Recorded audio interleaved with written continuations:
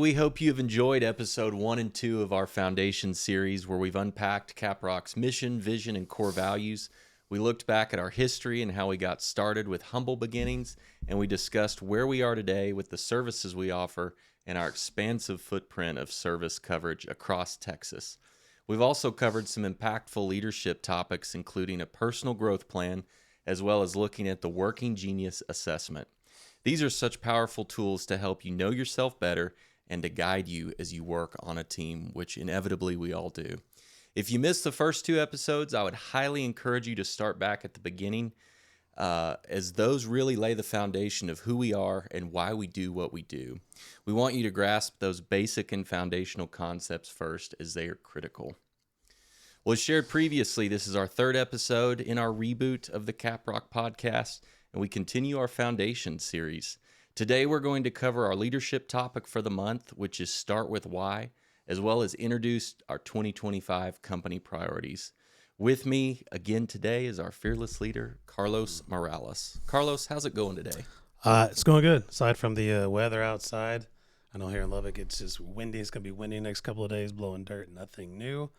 But obviously it takes a toll on my sinuses and my allergies, so keep fighting through that. But aside from that, everything's fantastic. Awesome. Yeah. Forgive us if you're listening and our throats may be a little scratchy. We may be a little sniffly, maybe getting a drink of water or coffee every so often, but we're going to make it. That's right.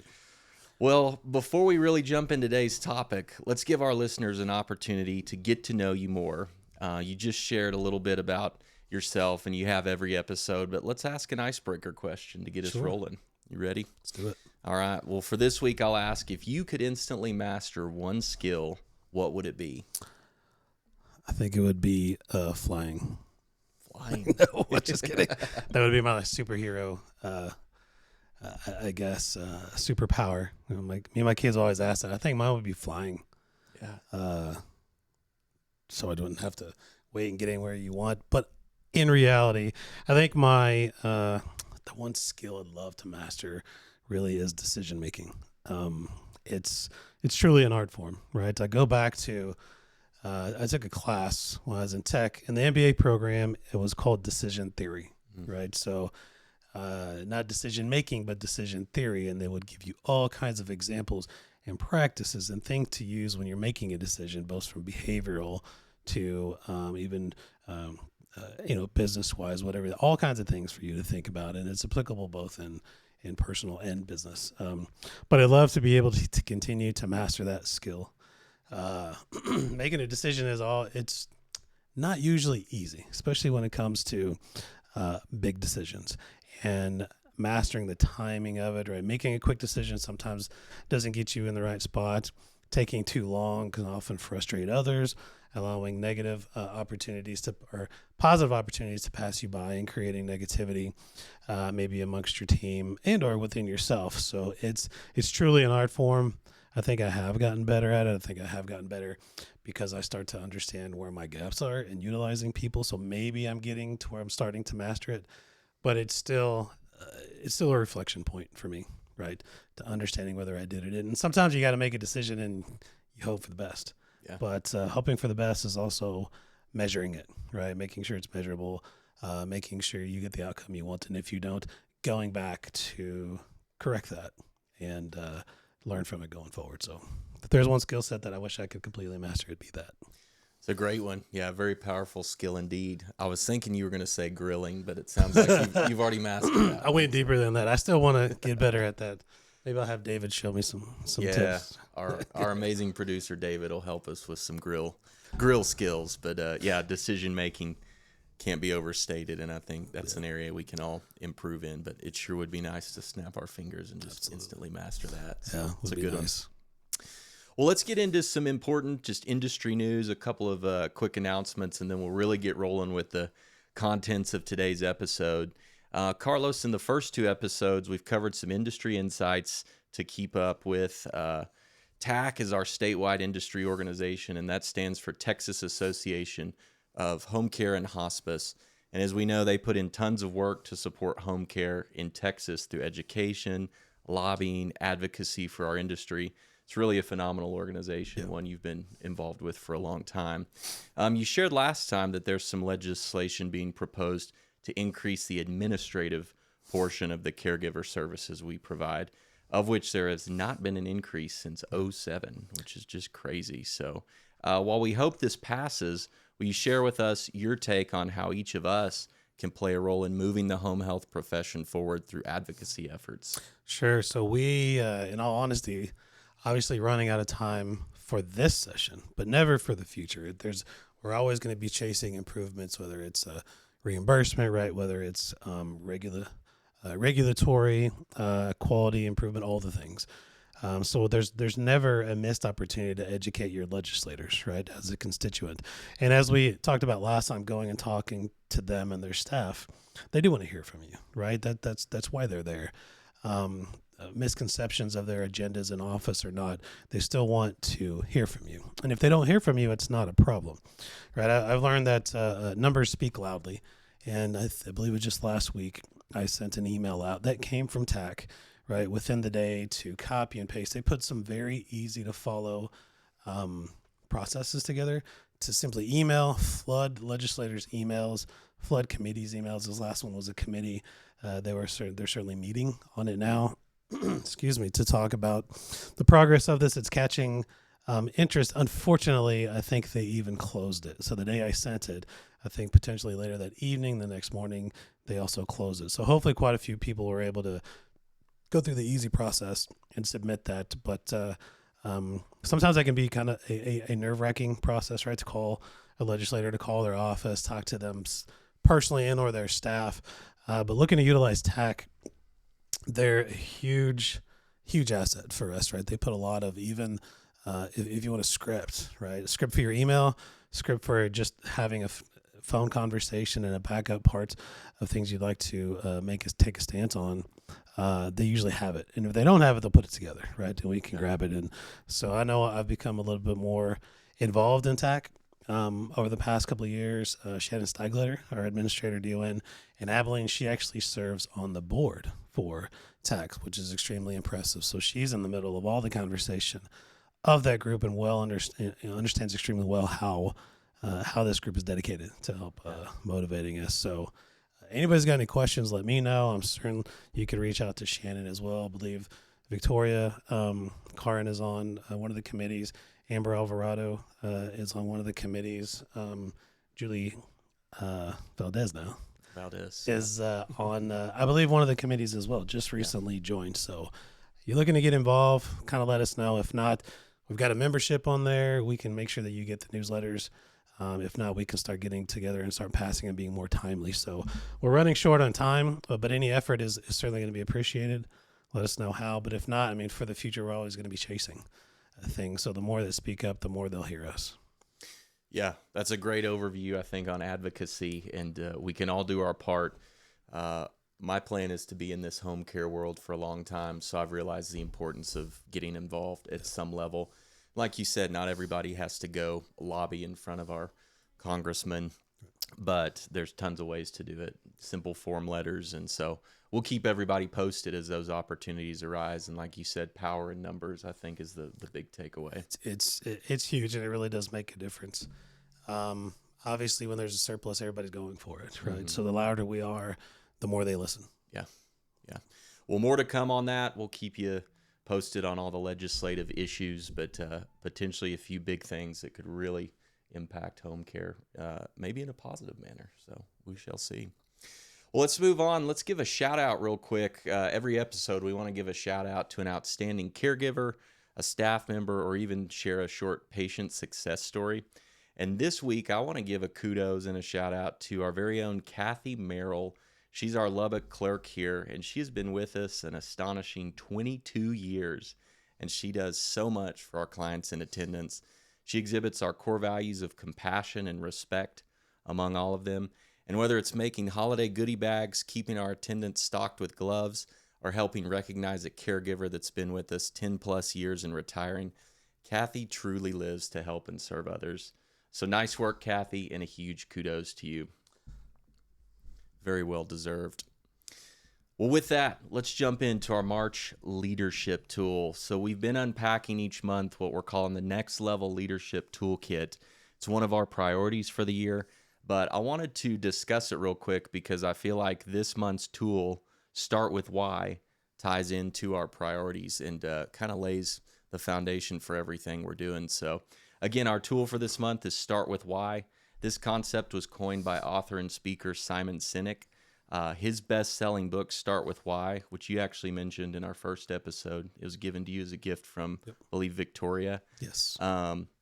Phenomenal book, but it emphasizes that great leaders and organizations inspire action by first defining their why, which is their core purpose, belief, or motivation, before focusing on how they do things or what they offer.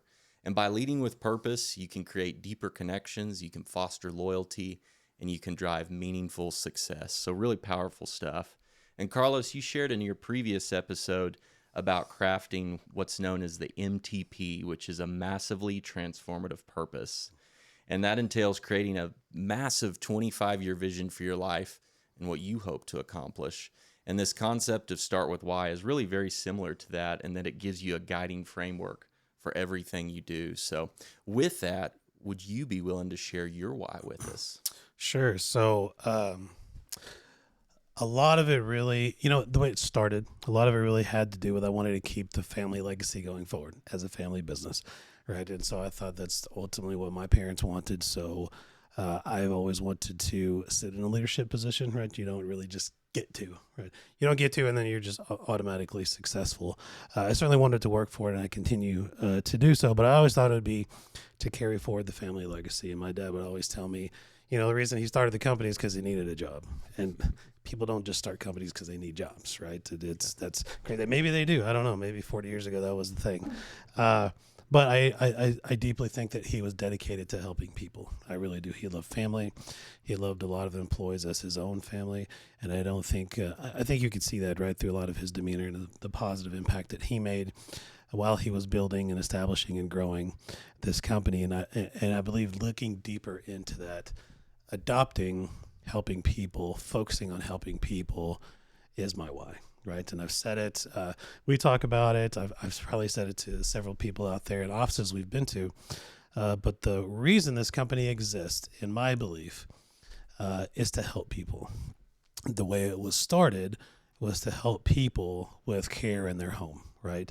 Bringing a new focus to the evolution of healthcare and bringing it to the home, having this platform of home healthcare to practice that on. I absolutely think that's how it started, but I believe where we are today is the reason we exist is to help people, not only with healthcare in their home, but our employees, right? Help them to grow as leaders, help them to grow in their career, their profession, help them to have a comfortable and welcoming place for them to practice their passion. And hopefully we're able to obtain and keep as many people as possible for as long as they choose to be here. And we continue to create opportunity. If not, we're able to be an impactful power, if you will, in their career and their pursuit to help them take on the next level in whatever they choose to pursue, right? Want positive experiences across the board for everybody. And I think that's the reason this company exists, and it's grown into that. So what it will grow into the next 40 years, I don't know. But I think I can absolutely keep that basis of helping people as our focus, and that'll keep us on track. Yeah. I believe. That's beautiful. It's a broad why, but it encapsulates so much, like you said, caring for the clients we serve, but also to help the people develop within our organization. Absolutely. And, I think Sinek, even in his book, talks about, man, if we can create an organization where people show up, they do meaningful work, they go home fulfilled, they're better just human beings in general. Yeah. They contribute to society, better marriages, better parents, all the things. So it's really a noble why to stand behind. So I love hearing that. Thanks for sharing. Yeah. Well, with that, how has getting clear on your why of helping people helped you focus on what's truly important personally and or professionally? It continues to be a driving factor, right? I think everybody wants to leave a positive impression, right, in anything they do upon their family, through their career, in their community. List it for anybody. I think they truly want to leave some type of positive impression during their path. And that's exactly what I want to leave, not for selfish reasons, right? I always want to leave it better than I found it, taking that mindset. And I truly believe I'm pushing that. I think we're building a fantastic team, a fantastic reputation, both as a service provider and certainly, as I stated, I want to continue that pathway as an employer.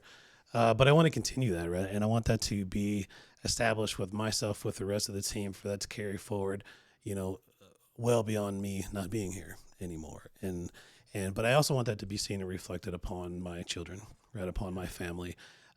We want to be able to be a positive impact for the community as well. And we can only do that if we're successful, right? So taking that key, making sure we master what it is we do, we set that impression and continue to grow off of it, allows everything else to come. Community involvement allows happiness in your job, right? I think that just is something that I want to create. So that why has helped me really keep focus, and if anything, keeping that motivational ideology right in my head is something that continues to carry me forward and look to do my best. Awesome. Yeah. Very powerful stuff. Thank you for sharing that. And we'll unpack that more as we go. But let's jump into really the main theme of today's episode, which ties into our why, and it's our 2025 top 3 priorities. So we just finished discussing our leadership topic for the month, start with why. Today, let's look to do a high-level overview and then do a deeper dive into each one over future episodes. So first, Carlos, when did this practice of identifying and putting out our yearly priorities start, and why do you think it's important to home in on a few key priorities for the year? So ideally, this started, I will say, as a practice in 2019. Beginning in 2019, I created a report ideally for myself, right? That was called a failure reflection for improvement, right? And so what it was is, it took 2018 and what did I fail at, right? I didn't necessarily set priorities for myself or that were at least shared, but I had them in my mind, right? For my own focus, and it almost seemed like I failed at all of them. So the practice was, okay, what did you fail at? Identify it, put it in front of your face, and then take that, right, to help improve exactly what you're supposed to be chasing. I think that's a fantastic practice, and it's actually something, I'll say, it evolved from looking at a failure reflection to, I think I was living 2018 twice, right? I tried what I needed to in 2018. I didn't accomplish what I wanted to. I identified where I failed, and then I picked that up. So 2019 was chasing failures for 2018 only, which is not a bad practice, but I didn't have priorities for 2019. 19 was just to fix 18. And so it's like I'm working a year behind on things and not chasing the future. So I believe from that, and I couldn't tell you, maybe 20 might have started priorities. Obviously 2020 took a whole left turn, right turn, whichever direction you like to go immediately. So anything we had planned just went kaput.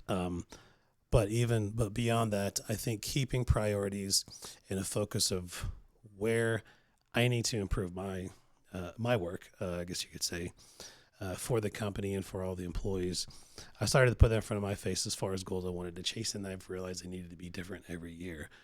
But in order to be held accountable to those, because I was the only one, right? Instead of continuing to do a failure reflection on top of setting priorities, I just did priorities and there was no accountability system. So I don't remember what year it was that I started putting these out there. I'd have to go back unless somebody can remind me. I thought the accountability part was also to put it out to the company. Here's what I feel the priorities are for the company, and here's what I feel we need to chase and what we need to improve on. But then also the last couple of years we started engaging people, right? And where not only the company's heading, getting some input ahead of time, but also helping everybody understand where they can play a role in this, right? So we're going to have our standard practices and operations, but we're never going to grow. We're never going to prepare ourselves for success in the future if we don't involve everybody and help us plan, right? At least a year at a time. Get into the 2 years, the 5 years, the 10 years plus. But it started with that, and I think I need to bring back the failure reflection strategy to look at what we didn't accomplish, and certainly not just own all of it myself either, right? Don't, as we've been told, don't have that monkey on your back by yourself. Not so much bringing other people to take on the monkey, but to help manage it, right? To help fill the gaps. So the stronger the plan is with the collaboration, the easier it will be to succeed, and or the easier it will be to develop and actually execute and limit the failures that we have. So kind of a long answer, kind of a back and forth, but I believe it started in 2019 and it's continued to evolve to where there's complaint transparency, and I think I need to bring back the failure reflection and strategize on that at the end of the year, certainly with key stakeholders, on top of developing priorities for the next year. So the number 3, everything kind of comes in threes, right? So that's the power of 3, if you hear that. So I've kept it at 3, which at least took the responsibility of me coming up with a 4th. That's right. Yeah.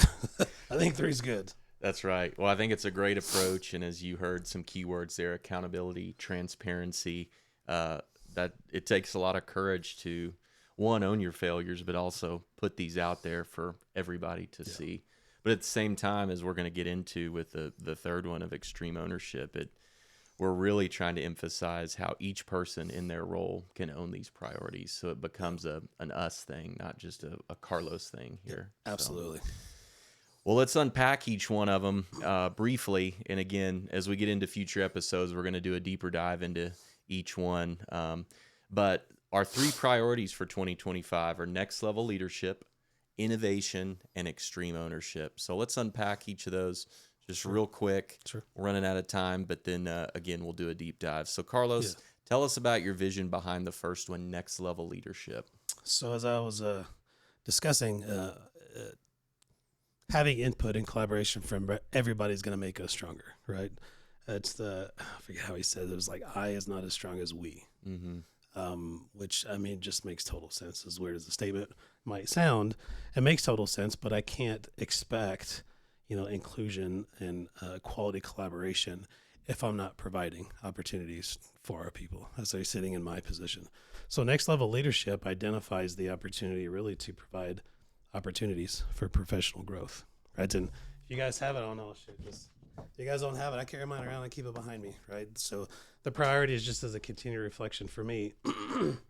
Excuse me. I won't go bullet by bullet point. We'll do that later, right? Yeah. We'll kind of do one and dive into, but that's exactly what it is, providing opportunities for professional growth. Everybody can be a leader at whatever position, at whatever level of management or leadership you are.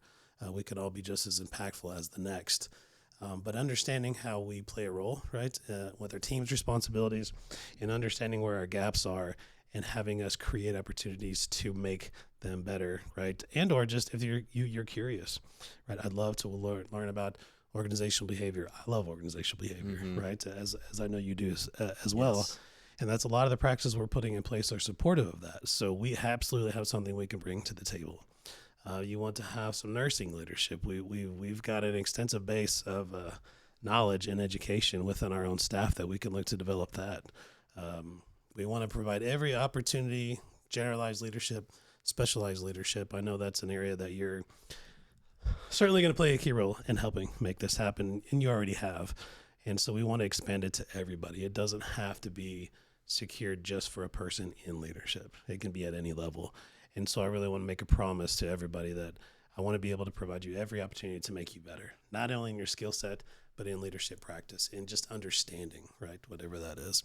I want to bring that because the better everybody is here, the better the company is. Yeah, absolutely. Well, that's next level leadership. Number 2, tell us a little bit about innovation. So innovation is, it can be a widespread topic, but a lot of it's going to be focusing in technology. And if anything, the innovation of collaboration, right? As smart as everybody's going to get working here, and as much of the tools and resources we're going to provide them, let's use them, right?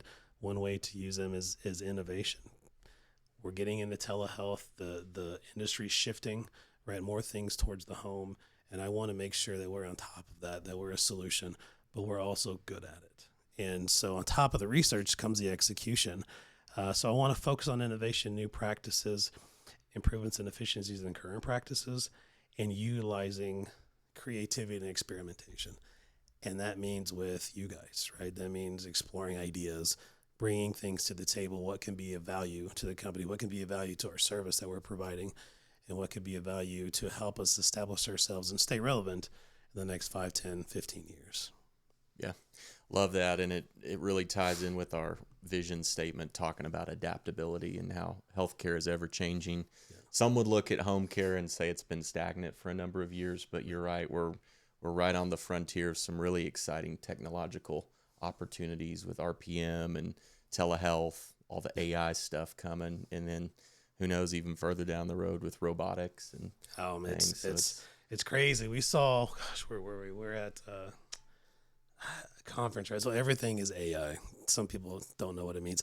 I'm not saying I do. I certainly don't. But I know what plays some of the roles and how expansive you can get. So there's so many creative people out there that we did see a video of a robot doing caregiving services. Wow. It makes no sense to anybody for that to actually be reliable, right?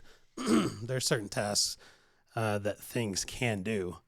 The advance of dishwashers, so you don't have to wash them. This thing, certain basic things like that. But taking care of a person and meeting their needs to create health and safety in their environment cannot be entrusted to that. So, as glamorous as it sounds, I see that being at a whole different high level of individual, right? Yeah. That may look to execute that and utilize that, but I don't think that falls into our industry, right? Yeah. With it, but telehealth, telemonitoring, being able to obtain and monitor vitals, create interventions, from your desk or from a computer, and take the steps to educate them and have them avoid anything that potentially fable. That's the area that things are going. So they're still going to need people in the homes. There's still going to be people to read and take advantage of these. So we got to be able to be a solution, not be scared of it, right? Let's embrace it. Yeah. Innovation, lots more to come on that one, and we'll do a deep dive soon. But last one for today, tell us a little bit about the third priority, extreme ownership. So extreme ownership is pretty much what it states, right? Taking full responsibility for our roles, understanding what your role is, understand how it plays a major impact, right? Not only in your team, but within your area of gear and how it turns the other gears. I always use that example or that metaphor, but we're all connected, right? So one person's success guarantees the next person's success. So understanding how you drive that, I think everybody needs to be clear, right? And know that. And so transparency with our team, open communication. We do expect accountability, right? But we want to also be able to do that through understanding. We want to be able to create trust, but knowing how you affect somebody else's job, making them a part of the decision process as much as they'd like to. And I understand not everybody wants to be a part of that, but giving them the opportunity and to really be a part of, I think, the decision making, right? Sometimes that can get complex, and there are certain levels of decision making abilities that people do have, but I don't think it needs to be done certainly without collaboration and input. So owning and understanding your position, understanding how it affects others, and being a part of that progressive process is exactly what we want to be chasing with that.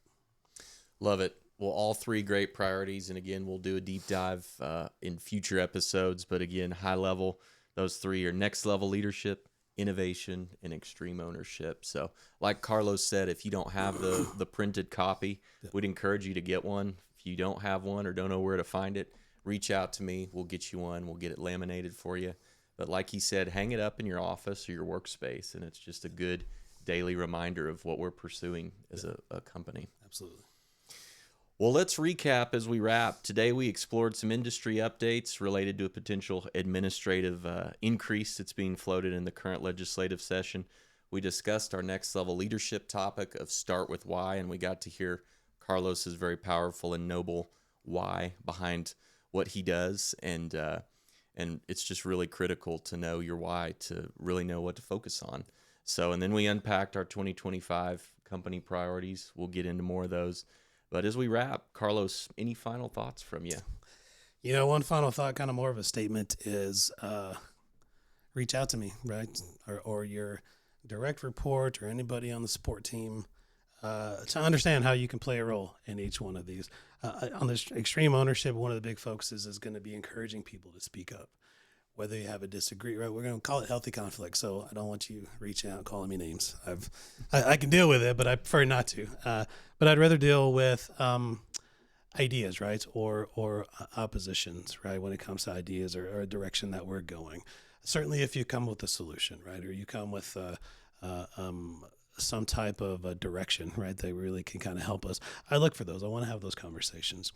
I want you to certainly reach out and let us know when things are going well, what you believe is working, but also if there's something you don't believe is working, or you have an idea, something new, right? I want you to be comfortable sharing that. Now, I will say with caution, be careful, because if you come up with a new idea that you feel strongly about, I'm going to ask you to be a part of it. So if you want it to be heard, but you don't want to be a part of it, hand it off, right? Either way, I want to hear it. I want it to come my way, but I certainly want people to have the opportunity to make an impression, right? Certainly in an area that they think that we can change or that we can create some improvement. So don't be scared. Reach out. I'll say it often, and it will be there. I'm on email. You can call me. I'm on Teams. Several avenues to reach out. So just let me know. Sounds great. Yeah. Well, thanks for today's episode. Next episode, we'll continue our foundation series. Again, we'll do a deeper dive into our first of the 3 priorities, next level leadership. So thank you for tuning in. We'll catch you next time on the Caprock podcast.